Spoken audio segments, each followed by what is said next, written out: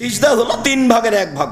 ফমান আদাহা বিহাক্কিহা কবিলা সালাতুহু কবিলা সাইরা আমালিহি। যদি সালাতের সব নিয়ম ঠিক ঠিক আদায় করে সালাত কবুল করা হবে, সব ইবাদত কবুল করা হবে। ওয়াইন রুদ্দাত আলাইহি সালাতুহু, সালাতের নিয়ম কানুনে যদি সালাত প্রত্যাখ্যান করা হয়, যা ইবাদত করেছে সবই বাতিল। এটা রাসূলের মুখের কথা। এই জন্য তাড়াহুড়া রুকু করা, তাড়াহুড়া করে রুকু করা হবে না। এই জন্য তাড়াহুড়া করে সিজদা করা হবে না। এই জন্য তাড়াহুড়া করে ওযু করা হবে না। খালি সিজদা দিবেন আর উঠবেন, দিবেন আর উঠবেন, এরকম ইবাদত হবে না। যে দুনিয়ার লোক করছে, যে করছে তো মানুষ, রাসূল সাল্লাল্লাহু আলাইহি ওয়াসাল্লাম যা বলেছেন তার তো মানুষ তো একটা মানুষের মতামতের উপরে চলে।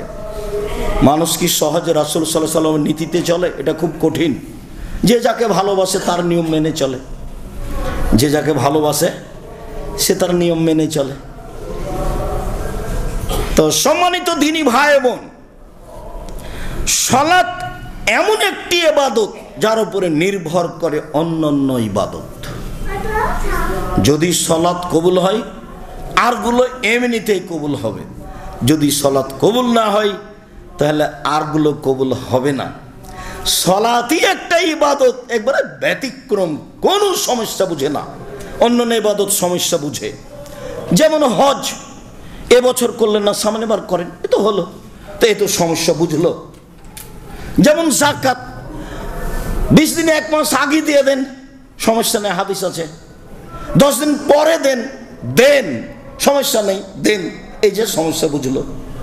রোজা এখনো অসুস্থ, পরে করেন। এখন মহিলা ঋতুবতী, পরে করুক, এই যে মেনে নিয়েছে। অথচ বড় বড় বিধান, সবাই ফরজ বিধান, সালাত কোনো সমস্যা মানে না। ওযু করে সালাত আদায় করতে হয়, পানি নেই, তায়াম্মুম করে পড়ো। এটা তায়াম্মুম, মাটি নেই, এটা এমনিতেই পড়ো। দাঁড়িয়ে সালাত আদায় করতে হয়, তো দাঁড়িয়ে পারছে না, বসে করো। তো বসে পারছে না, শুয়ে করো। কেবলার দিকে মুখ করে সালাত আদায় করতে হয়, কেবলা বোঝা যায় না, এমনিতেই পড়ো। পরিষ্কার কাপড় পরে সালাত আদায় করতে হয়, তো পরিষ্কার নেই, পেশাব পায়খানা লেগে আছে, সেটাই পড়ো। বলে পরিষ্কার অপরিষ্কার কোনো কাপড়ই নেই, কারণবশত নগ্ন উলঙ্গ হয়ে আছি, বলে এই সময়তেই সালাত আদায় করতে হবে, বাধ্য করতেই হবে। কোনো প্রকার আপোষ নাই, কোনো প্রকার মিস নেই। এতটুক যে শতকরা 95 জন মুসলিম যেটা বুঝতে চায় না, যেটা আল্লাহ রাসূল সহজ করেছেন, সেটা হলো সফরে আছেন, তখন জোহর 2 আসর 2 একসাথে পড়ে নেন। সফরে আছেন, তখন মাগরিব 3 এশা 2 একসাথে পড়ে নেন। এ তো সহজ পথ। জোহরের আগেই বের হয়েছেন সফরে, তো জোহর ঠেলে নিয়ে যান আসরে। জোহরের টাইমে বের হয়েছেন, তো আসর আগে আনেন জোহরে। মাগরিবের আগে বের হয়েছেন, মাগরিব নিয়ে যান এশায়, রাত 10টা হোক না কেন, 12টা হোক না কেন, মাগরিব একবারে নিয়ে যাবেন এশায়। মাগরিবের টাইমে বের হয়েছেন, এশা নিয়ে চলে আসেন মাগরিব। সব সহিহ হাদিস, সময়ের গতিতে সব আসবে ইনশাআল্লাহ। তো আল্লাহ পথ সহজ করেছেন। এরা তো এখন বলছে যে আরে রাসূলের যুগে না বিপদ ছিল, সেজন্য এখন বিপদ নাকি, কেন জমা করতে হবে? আবার বলছে কেন কসর করতে হবে? আল্লাহর নবী বলছেন এটা আল্লাহর পক্ষ থেকে দান, তুমি দানটা নিবে না কেন? আল্লাহ বলছেন যে ঠিক আছে, আমি তোমাকে এটা করে দিলাম, সাদকা করে দিলাম, নাও, এটা 4 ছিল আমি 2 করে দিয়েছি। এটা আল্লাহর পক্ষ থেকে নেওয়া, যেটা দেওয়া হয়েছে যেটা নেওয়া উচিত, এটাই সুন্নাত। আবু হুরায়রা রাদিয়াল্লাহু তাআলা আনহু বলেন, রাসূল সাল্লাল্লাহু আলাইহি ওয়াসাল্লাম বলেছেন, আস-সালাওয়াতুল খামস, 5 ওয়াক্ত সালাত, ওয়াল জুমআতু ইলাল জুমআ, গত জুমা থেকে এই জুমা, ও রমাদান ইলা রমাজান, গত রমাজান থেকে সামনে রমাজান, মুকাফফিরাতুন, সব পাপ ক্ষমা। গত জুমায় পড়েছি সালাত, এই জুমাও পড়ব, মধ্যের পাপ নেই, গেছে। গত রমাজানে করেছি সিয়াম, এই রমাজানে করব, মধ্যের পাপ গেছে। জোহরের পড়েছি, আসরের পড়ব, মধ্যের পাপ মিটে গেছে, সব শেষ। কখন?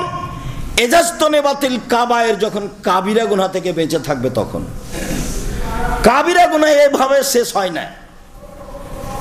সুদ খাওয়া কাবিরা গুনাহ, ঘুষ দেওয়া কাবিরা গুনাহ, শিরক করা কাবিরা গুনাহ, বাপ মায়ের অবাধ্য চলা কাবিরা গুনাহ, মিথ্যে সাক্ষী কাবিরা গুনাহ, জেনা কাবিরা গুনাহ, রাহাজানি কাবিরা গুনাহ, হত্যা করা কাবিরা গুনাহ, লুটপাট করা কাবিরা গুনাহ, জমি দখল করা কাবিরা গুনাহ। যাওয়ার সময় দেখবেন কে বড় ক্ষতিগ্রস্ত একটা বই আছে, সব যা আলোচনা আছে সবই কাবিরা গুনাহ।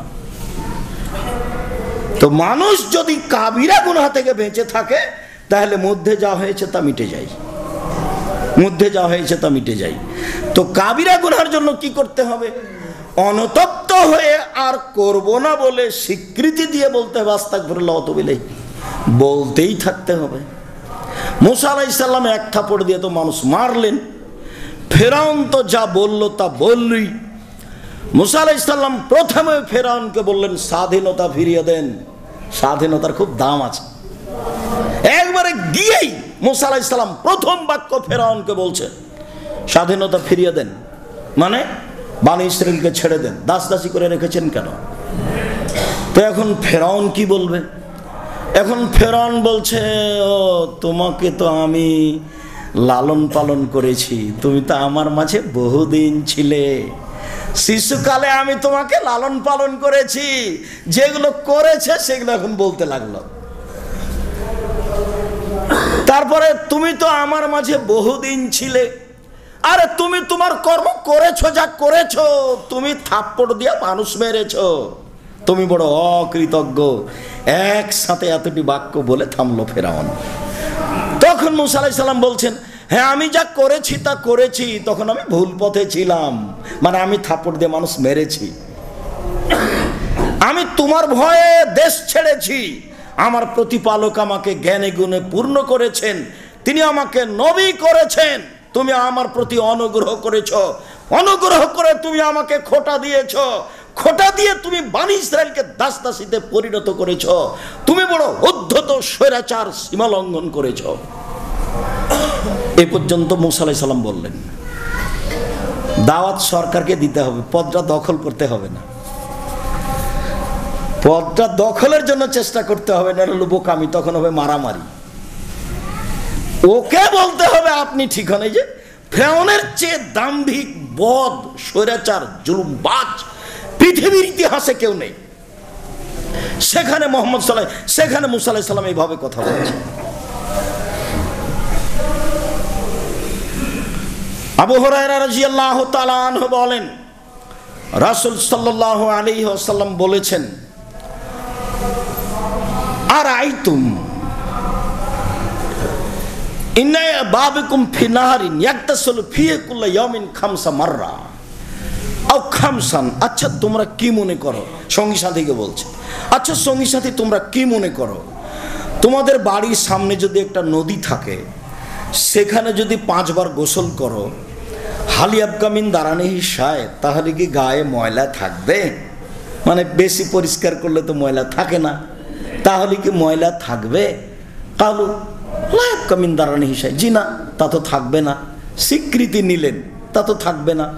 তখন আল্লাহ রাসূল বলছেন ফাযালিকা সালাওয়াত মিসলু যালিকা সালাত ইয়ামুল্লাহু বিহিনাল খাতায়া, এই 5 ওয়াক্ত সালাত দিয়ে আল্লাহ সব পাপ মিটিয়ে দিবেন, মধ্যে যেগুলো ছিল সেগুলো গেছে। কাবিরা গুনাহ ব্যতীত যা হবে ওইখানে বাক্যটা ছেড়ে এসেছি। তো মুসা আলাইহিস সালাম এক থাপ্পড় দিয়ে মানুষ মারলেন, এখন মরা পর্যন্ত বলতে থাকলেন রব্বি ইন্নী যালামতু নাফসি ফাগফিরলি, হে আমার প্রতিপালক আমি ভুল করেছি, আমাকে মাফ করো। আল্লাহ বললেন যে আমি মাফ করে দিলাম, এর পরেও বিচারের মাঠে যখন আমরা যাব তার কাছে, যে আপনি তো খুব দামি মানুষ, আল্লাহর সাথে কথা বলেছেন, এমন তো কেউ সুযোগ পায়নি, সরাসরি বিশাল দামি মানুষ আপনি, আপনার সম্মান ভাবাই যায় না। আল্লাহর নবী বলছেন সবাই যখন কিয়ামতের মাঠে অজ্ঞান হয়ে যাবে তখন সর্বপ্রথমে আমার জ্ঞান ফিরবে, জ্ঞান ফিরলে আমি দেখব মুসা আলাইহিস সালাম আল্লাহর আরশ ধরে ঝুলছেন, তখন তার জ্ঞান পূর্ণ। তো আমি বলতে পারছি না মুসা আলাইহিস সালামের জ্ঞান কি আমার আগেই ফিরেছে, না তুর পাহাড়ে অজ্ঞান হয়ে গেছিলেন সেটা শোধ হয়ে গেছে, আজকে অজ্ঞানী হননি? বুঝতে পারেননি কথা মনে হয়। যখন সবাই দাবি জানিয়েছিল আপনাকে মানবো আল্লাহ বলে, মুসা একটু আল্লাহকে দেখাও না, তাই কি আর দেখা যায়? না দেখালে তোমাকে মানতে পারছি না। তাহলে ঠিক আছে চলো তুর পাহাড়ে, ওই পাহাড়ে চলো, দেখো ওইদিকে, দেখো তো ওইদিকে তাকিয়ে আছে, একটা বিদ্যুৎ হওয়াতে সব অজ্ঞান হয়ে গেছে সবাই।